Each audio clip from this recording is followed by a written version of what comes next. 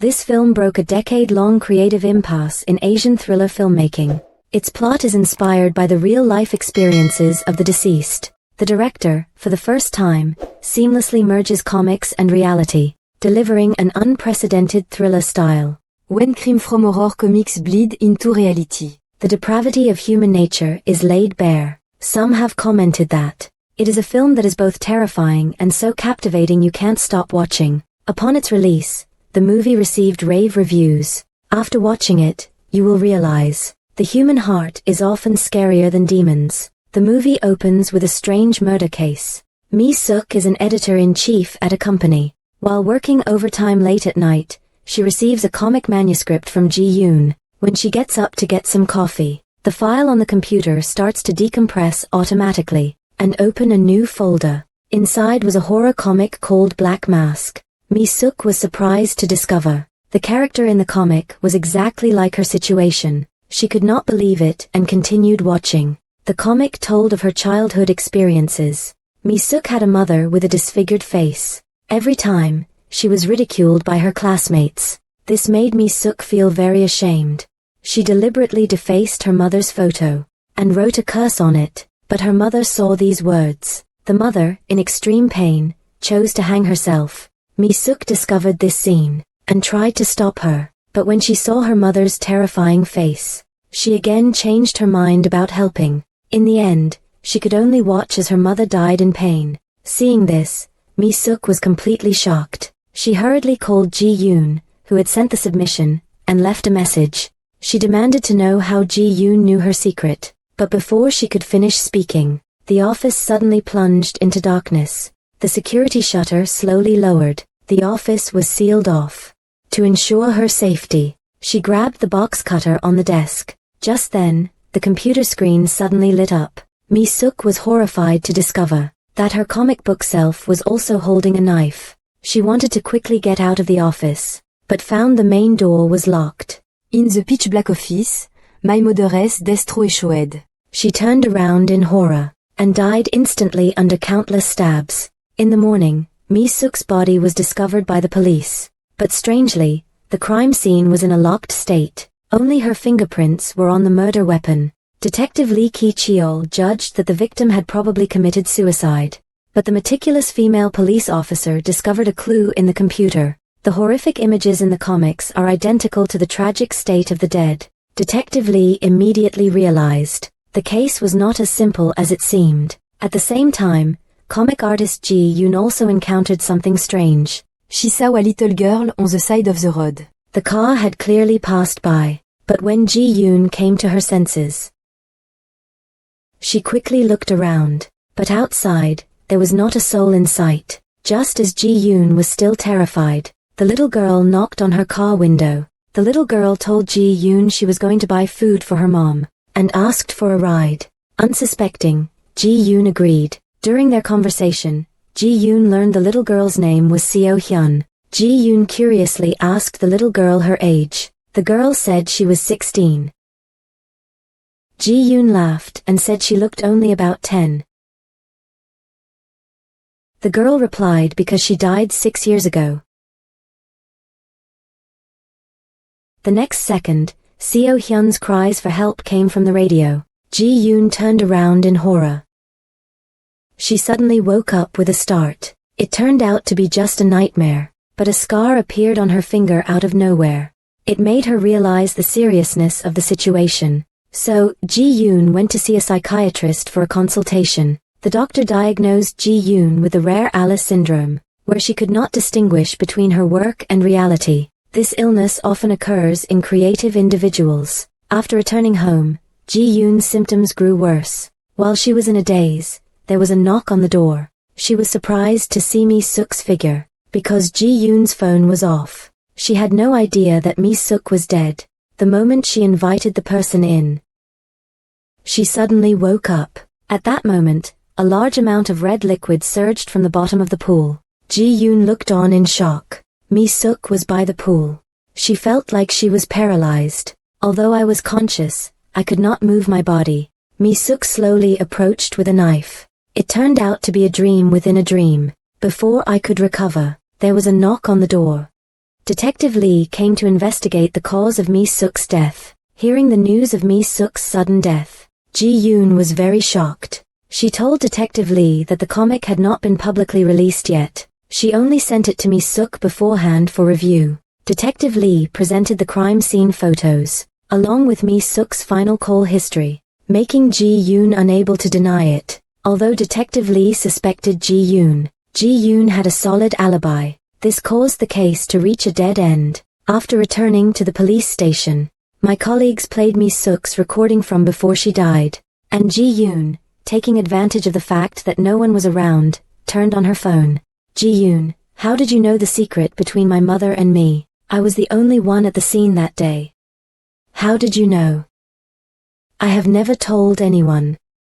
Ji-yoon, how did you know?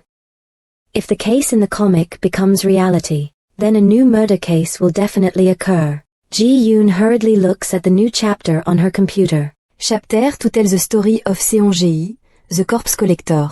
Tonight, someone will be electrocuted to death on subway line number 1. Seong-gi, the corpse collector, will arrive to clean up right on time.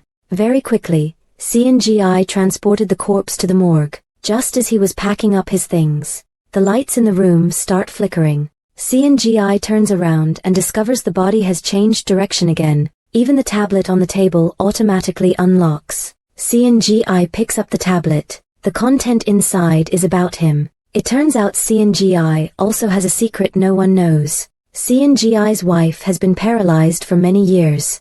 He has taken care of her for 20 years. He had a hard time waiting for the day his wife died, but then he discovered she was not completely dead. Seong-gi deliberately told his colleagues to leave, and then strangled his wife to death with a shroud. The secret buried for many years appeared in the comic, making Seong-gi feel extremely scared. At the same time, Detective Lee and Young-soo saw the news on the big screen. According to the content in the comic, Seong-gi will meet a tragic end in the morgue. They rush to rescue Seong-gi. Ji-yoon also senses something is wrong. Following the architecture in the comic book, she finds the morgue's location.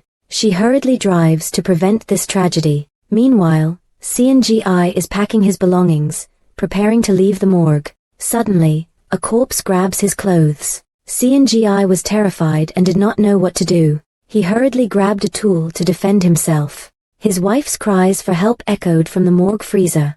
Seong-gi used the tool to smash the freezer door. Just then, the morgue room door automatically closed. Seong-gi fell into complete despair. The next second, a red liquid flowed out of the freezer. The lights in the room began to flicker. Seong-gi tried to remain calm, and approached the wide-open morgue door, but the lighter would not light. Seong-gi was immediately pulled into the morgue. He quickly turned on his phone and looked around. His deceased wife suddenly appeared in front of him. The shroud tightened around Seong-gi. It was clear his wife was taking revenge. At this critical moment, Ji-yoon arrived just in time. She saw Seong-gi strangling himself. Ji-yoon tried her best to save him, but in Seong-gi's eyes, Ji-yoon looked like his deceased wife. In the end, Seong-gi was controlled by an invisible force, and he broke his own neck. When Detective Lee and Young-soo arrived, Seong-gi was dead. Ji-yoon became the prime suspect, and was taken to the police station's interrogation room. Under intense questioning by Detective Lee, Ji-yoon told the truth. These comics were not created by her. The story began a year ago. Thanks to her debut comic series, she quickly became famous. But the sequels ran out of ideas. Then one day, Ji-yoon received a mysterious email. The comic manuscript inside immediately captivated her, but she still did not want to copy it. After a period of internal struggle, Ji-yoon chose fame and fortune over ethics. After the police confirmed it, Ji-yoon's comic was indeed plagiarized. As he looked through a young girl's original manuscript, Young-soo's expression turned serious. He followed the server address, and arrived under a bridge. The comic on his phone reminded him of what happened 6 years ago. Young-soo had just started working back then. He was discussing marriage with his girlfriend, but just a moment later, the car suddenly hit something. Young-soo hurriedly got out of the car to check. Looking around, he could not find anything, only a white plastic bag. It was also pouring rain. Just then, a knock on the window interrupted Young-soo's thoughts. The person was an electrician. Knowing Young-soo was a police officer, he reported the situation to him. There was a household in the village with an unusual power line. The power line led to the neighboring residential area. Young-soo asked the electrician to take him to the residential area to check it out. The electrician, terrified, refused. It was said that this residential area was haunted. Previously, there was a girl named Seo-hyun. The comics she drew all came true. The villager drove her out of the village. And Seo-hyun's father was Seon-gi, who collected corpses. What is even stranger is that Ji-yoon used to live in that apartment complex. So Detective Lee took Ji-yoon to the apartment complex. This made her remember the past. Ji-yoon from 5 years ago had not debuted yet. The comics she created were constantly rejected. Until one day, Ji-yoon sut dans l'Isao. Some young men bullying Seo-hyun while she was drawing.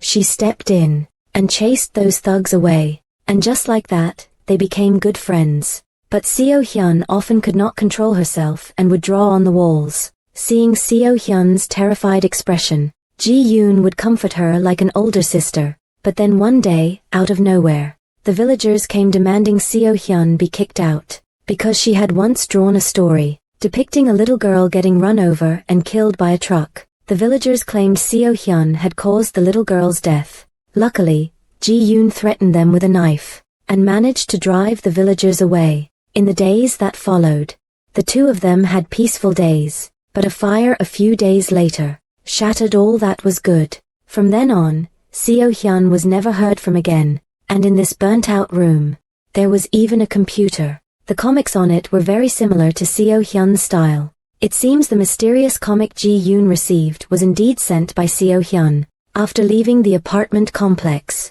Detective Lee and Ji-yoon went to a noodle shop. Just as Detective Lee got up to pay, Ji-yoon received a text message. Seo-hyun asked to meet her in the backyard.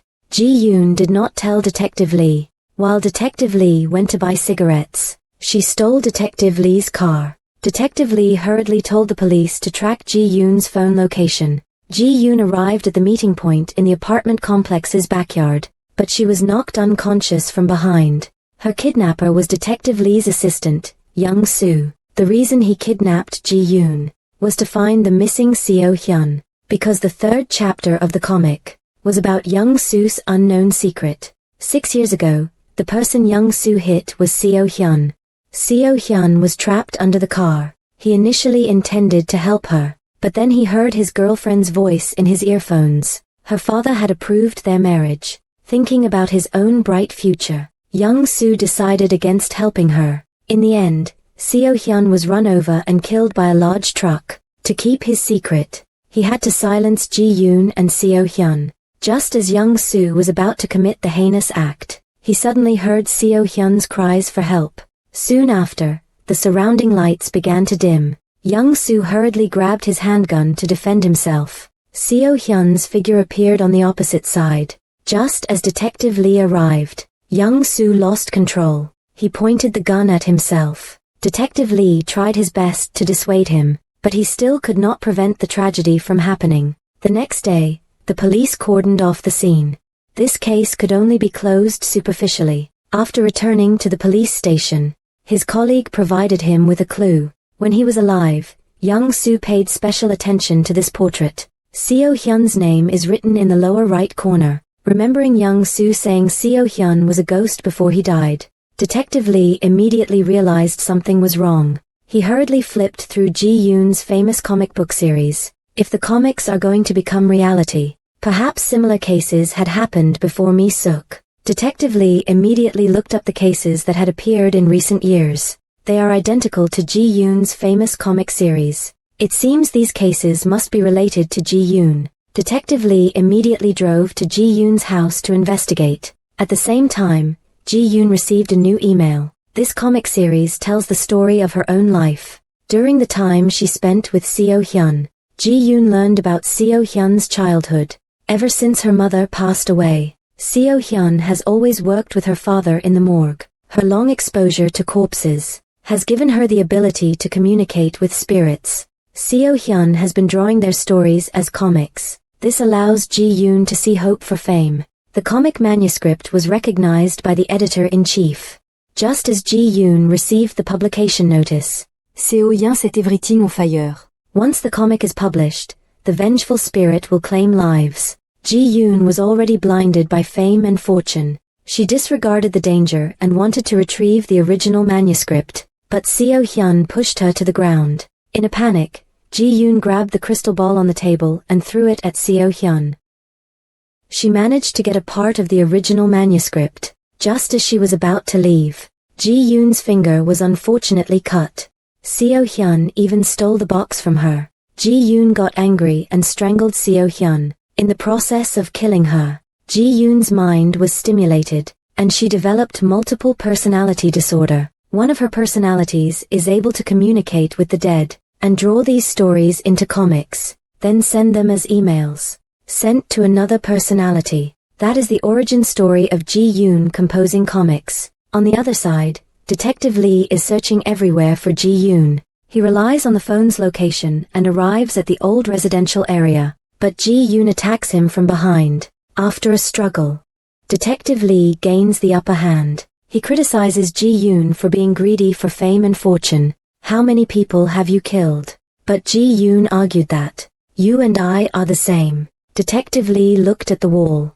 On it was drawn the truth about Young-soo's death. It turned out that Detective Lee had grabbed the gun at that time, but while teaching Young-soo, the gun accidentally went off. To cover up his crime, he wiped the fingerprints off the gun, and then staged Young-soo's death as a suicide. Ki-joon happened to witness the whole thing. Seeing that the truth was about to be exposed, Detective Lee decided to silence her. Just then, Young-soo's vengeful spirit suddenly appeared, and he restrained Detective Lee's hand. He pointed a gun at himself. Ki-joon left the scene without looking back. That is the entire plot of the movie. At this point, you might be wondering, why was Ki-joon able to escape being killed? First, Seo-hyun might have forgiven her. Second, they could only take revenge through the comic. They needed Ki-joon to continue creating. And to Ki-joon, living is also a torment.